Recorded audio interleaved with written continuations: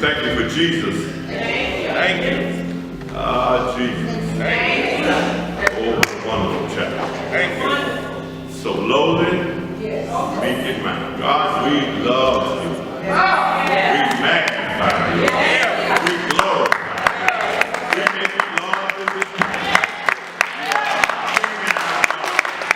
We have power to come. We can thank you enough. All that you need. Thank you. Move in this place as long as you can. In Jesus' name. Amen. Amen. Church say amen. Boy, I'm going to ask you all if you move right over here. If you would, please. Thank you so much.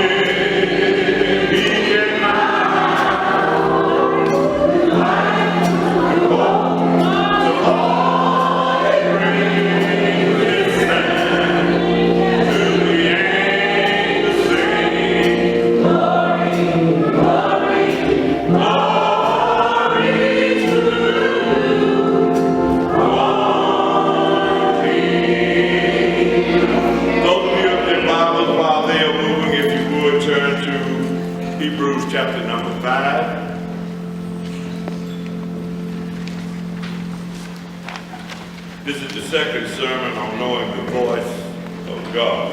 Amen. Amen. I think we started this about 2 or 3 weeks ago.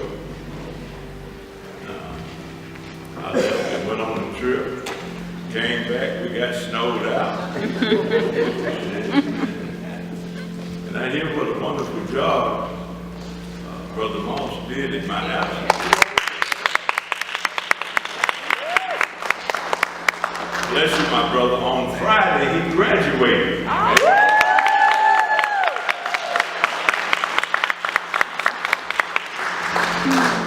God be the glory. Thank you. Thank you. Great thing, amen. Yes, thank you. Hebrews chapter number 5. Beginning to read that verse number 12. Although you should have been teachers by now, you need someone to teach you an introduction to the basics about God's message. You have come to the place where you need milk instead of solid food. Everyone who lives on milk is not used to the word of righteousness because they are babies. But solid food is for the mature, whose senses have been trained by practice to distinguish between good and evil. Now this book of Hebrews, or this letter to the Hebrews, we don't know who wrote it, but we do know who it was written to. Hebrews was written to Messianic Jews, Jews who had converted to Christianity, but were contemplating going back to Judaism. In other words, they were about to quit the faith. And the writer writes to them to encourage them not to quit. And this is important because we live in a quitting culture. Y'all ain't saying that. People quit everything. They quit their jobs. They quit on their marriages. They quit on friendships and relationships. They quit this church and join that church, and quit that church and join another church. We live in a time at the drop of a hat, folk will quit on you. They'll quit preaching, quit singing on the choir, quit ushering on the board. How many of you have ever felt like quitting anything? Well, if you haven't felt like quitting anything, keep on living. Your time is coming. Oh, yes, it is. As you journey and walk by faith and walk in this life of faith, and life begins to ebb and flow, there are going to be times when you want to quit. You're going to want to pick up your marbles and take your ball. Y'all ain't saying nothing. And go home. You're going to want to act like the little child that's down on the inside and quit. But I come to tell you that grown folk don't quit.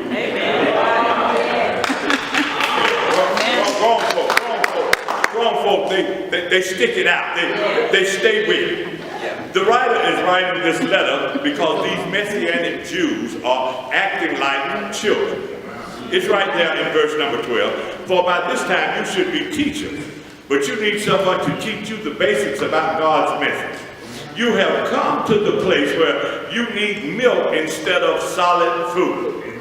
The writer is telling you, what the writer is telling you is that you've been around the kingdom long enough that by this time you ought to be teaching other folk about this Christian life. But instead, someone needs to be teaching you all over again.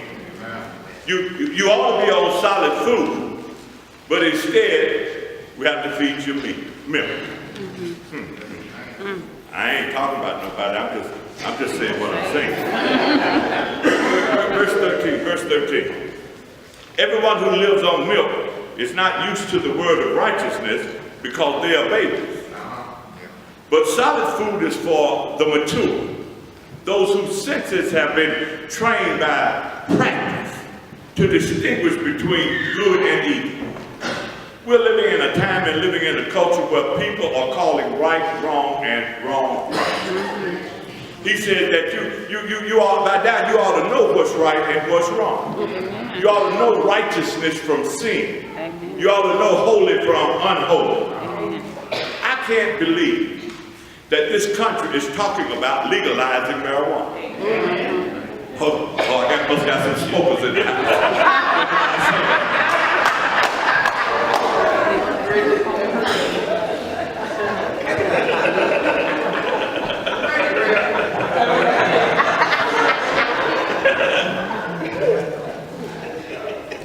We ain't killed enough people driving drunk. Now we need to kill a few driving high. Y'all ain't saying that. John says you ought to be able to go out and find green pastures. What he is saying is you ought to be able to go into the Word and find food to feed yourself. You ought not have to be spoon-fed all the time.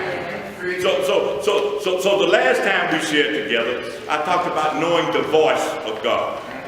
Well, this week I want to continue with that same theme of knowing the voice of God. And this is knowing the voice of God too.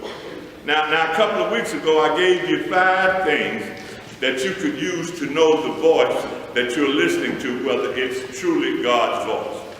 Number 1, we said when God speaks, he brings internal peace. And that was in Colossians 3:15. Number 2, we said when God speaks, there's no fear associated with it. That's 2 Timothy 1:7. Number 3, when God speaks, it is not with a quick deadline. That was in Isaiah 28:16 and Isaiah 52:12. Number 4, we said when God speaks, he speaks good things. That was Philippians 4:8. Say, finally, brother, whatever things are true and noble and just and pure and lovely and praiseworthy and of good report, think on these things. Then in 2 Timothy 3, it talks about that all scripture are given by inspiration of God. And that tells us that when God speaks, it's always in harmony with the whole counsel of God. Now, in this second sermon, I want you to know that every voice you hear is not the voice of God. Say that with me. Say, everybody that talks. Everybody that talks. Ain't talking from God. Ain't talking from God. Oh, bless the name of Jesus. When the devil comes to you, he will not be standing in front of you. with a red suit, a pitchfork, and horns on his head. He's going to be dressed up like an angel and sound like an angel. As a matter of fact, he can quote more scriptures than all of us put together. I remember when I was in the street and there were certain people you didn't want to drink with them. The word was, don't try to drink with old John Lewis, because he'll drink you under the table. Ain't nobody never heard that but me. But that's the way it is with the devil. Don't try to quote scriptures with him. And don't talk about prayer, because he'll break you up under the bed. The devil doesn't come at you in a demonic way. He sounds angelic. He sounds heavenly. How many of you have ever made decisions in your life that you said to yourself later on, what was I thinking? Yeah. So what I'm trying to do this morning is to help you to be able to tell the difference between when God is speaking and when somebody else is speaking. And last week I gave you 5 characteristics of God's voice. This morning I want to give you 5 characteristics of the devil's voice.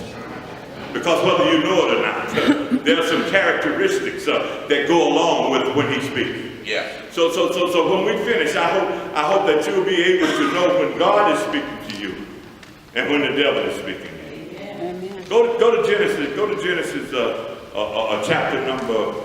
chapter number 3. Genesis chapter number 3. Turn quickly.